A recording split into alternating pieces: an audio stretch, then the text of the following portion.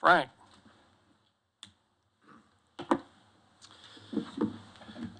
Good afternoon. Can everybody hear me? Yes, sir. Thanks for having me. My name is Frank Speiser. I'm the CEO of a company called Metafide, located here in South Carolina. What we do is we have gamified prediction markets that you sort of heard about earlier. Also, I want to let you know, I'm going to make this brief. I'm in the unenviable position of standing between two doctors and dinner. So I'll try to land this plane as quickly as I can.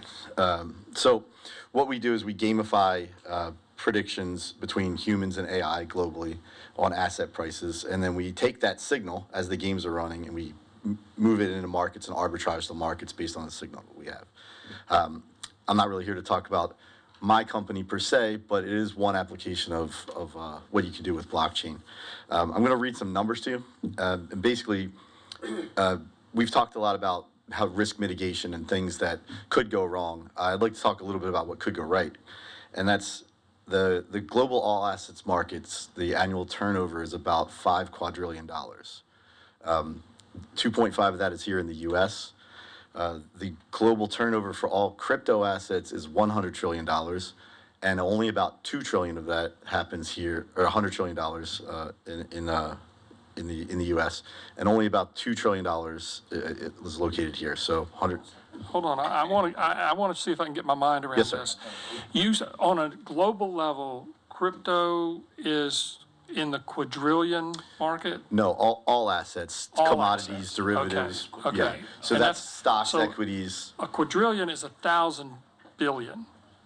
Or no, it's 1,000 trillion. Yes, that's Okay. right. All Yes. right. Yeah. Thank you.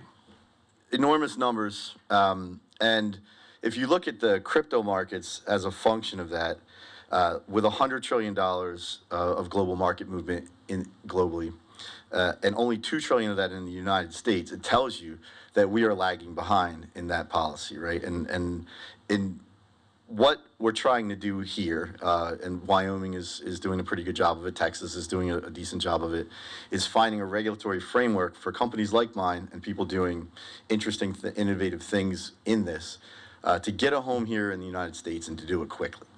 And obviously that requires careful thought and cooperation with policymakers, but if we don't do it, we've heard about, well, you know, could the dollar be going to a crypto standard? And maybe that's true.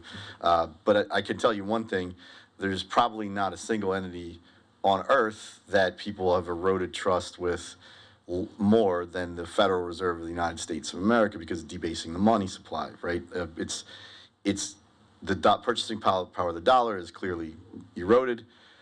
Global markets aren't necessarily controlled by the U.S. It's just the capital flowing through the U.S. right now is giving it the lead. But if you look at the markets that are innovating and coming up on the edge of the technology, we're not in the lead. 2% of the global turnover of crypto assets is here in the United States, and we have currently half of the all assets trade, right? So it's pretty important that we figure out how to do this and how to find a home here in the state. This belongs here in America. It belongs here in the state of South Carolina, which is pretty famous for, you know, going its own way and standing up for the rights of its citizens and letting the people, you know, be sovereign. Like that is a history here that I would hope, given what's going on, like I fled the North. Thank you for welcoming me in free America. And one of the reasons why I came down here was because people believe in self-responsibility, self-ownership, and the way that you look at what's happening in New York as it's unwinding, and you know, pretty soon they're going to attack Wall Street. I don't think that's up for much debate. That's going to go somewhere, right? And so as the musical chairs happen and people start looking for places to rehome the innovation that's bound to come, you know, if you just look at, do you think in 5 years there's going to be more AI or less AI? In 5 years, is there going to be more crypto or less crypto, right? Those are almost rhetorical, right? So it's going to happen. It's coming somewhere. It's going to leave from where it is now, and it's going someplace else.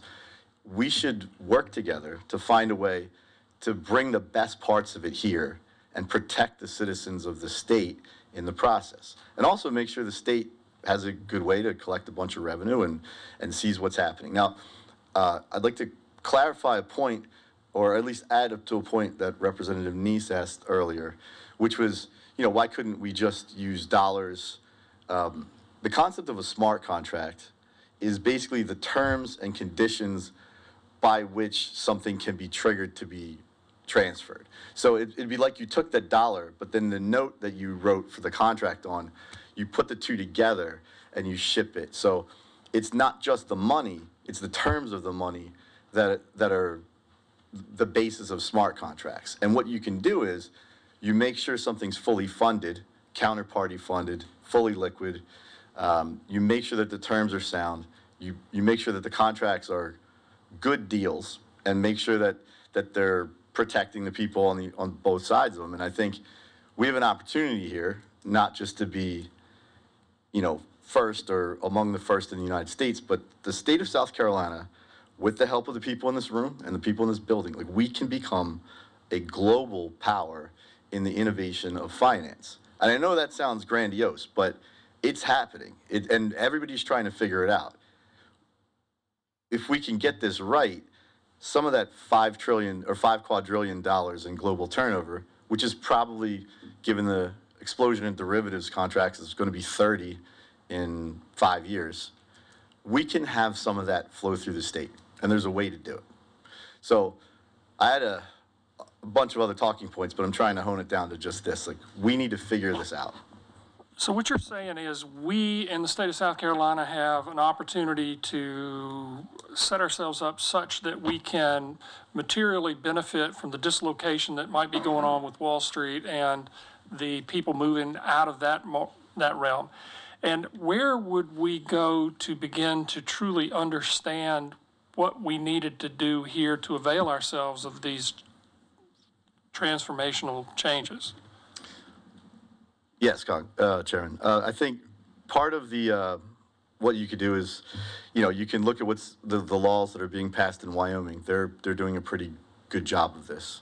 The new legislation that's been proposed in Texas has been pretty good. But mainly, what you have to look at is, how do you enable things like derivatives and perpetual, investments and tokenizing real-world assets, which I didn't talk much about. There's a way to set up the tokenization of bridges and railroads and public works projects, so you can form public-private partnerships. We can be the first in the world here to figure out how the citizens can bid on these projects and share in the upside, because you have the mechanisms baked into the contract to pay people from the yield of these assets. And we could figure that piece out together, because I don't think anybody else in the world has figured that out yet. But as far as, just generally making sure you're in the same ballpark and able to compete, Wyoming is a pretty decent place to start. I wouldn't recommend trying to copy what's in Dubai or Singapore. I think, those are sort of flimsy frameworks that aren't going to stand up over the long term. But the Wyoming legislation is a pretty good place to start. Any other questions? Mr. Neese. You had mentioned derivatives market on that, and can multiply by many-fold, the overall marketplace at that point. If I want to write a call on, some stock own or go buy options or whatever else, I know how to do that and go buy that. Mm-hmm. How are these derivatives getting played? And if I'm reading it correctly, is there not unlimited risk for total currencies to go under if these go sideways? I don't believe so. I think, given people aren't just creating these things out of thin air. If you're going to tokenize a derivatives contract, it's still an asset that underlies it, right? So you could ratchet up credit, but if you're taking the risk on that, then that's kind of on you, right? But like, it's the same problem, just like, that exists in the financial system now. If you want to build a bad system, you can. Now, what you could do is you could have rules on how much you can lever up on those things, how much you have to hold. I'd argue that the Genius Act laid the framework to having fully funded one-to-one mappings on the edge, that actually laid the foundation to mitigate the cascading credit risk that we see that went through the system in 2008. If you have entities that are decentralized and fully funded, then they're backstopped. And when you get to them, they're fully liquid. So it's not people rolling up the credit risk up the chain. So that's where I was going with this. If I write a call on stock own, I know that I can't lose more than my stock value. But if I go in and write those calls and don't own the stock, then I've got unlimited risk. Are there not backstops in place to keep people from going in and taking that unlimited risk? Because when you get in the derivatives market, you don't lose just what you have. I mean, it can go up multiples quickly. Are you saying that the underlying assets that this is based out of is controlling that risk? That's where I'm struggling to understand the risk at that point. You can craft any contract that you want and enter into any contract which is legal. If you assume that amount of risk, you deserve either the outcome or the downside or the benefit of entering into that contract. So if you want to create a contract that levers you up to 100x risk on something and it goes under and you're on the hook for 100x, that's no different than exists in the current markets right now. But if I do that and I don't have 100x, who bears the loss? What's controlling the system where I can't go in and take 100x risk at that point?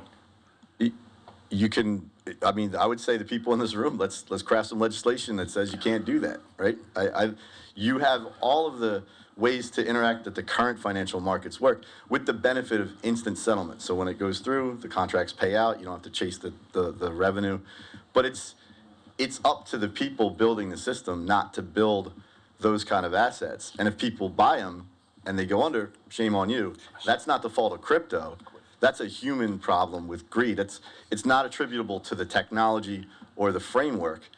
You know, I mean, I watched, you know, when I was younger, I watched Scarface and Sosa and Tony were moving suitcases of cash around, but nobody said, oh, we should stop cash because they can use it for terrible things. This is the same one of those instances where you can build any kind of, you know, mousetrap you want. And if you snap your foot in it, that's because you entered into a bad contract. But I think people should be free to examine and look at those kind of deals and make their own decisions on them. Mr. Alexander. One question is for any of our presenters. Yes, sir. What you have given us is a framework of something we need to be working towards. Tie AI into that quickly. Yeah, so AI is pretty useful. What we use it for is to give people guidance on where the prices on those things are kind of trying to go. AI is really good at predicting the next thing in a series of stuff. Dr. Stornetta worked on neural networks. We've progressed them for the purpose of asset price predictions to give people guidance on where something is likely to go. So it gives people a good idea where the guardrails are and where the break points and risk points are in the system. Yes, sir. That's correct. And we can empower people with those kind of tools and make them available to people so they know where the risks are and where the likely terminal value of something is, because AI is pretty good at computing that on the fly. Okay.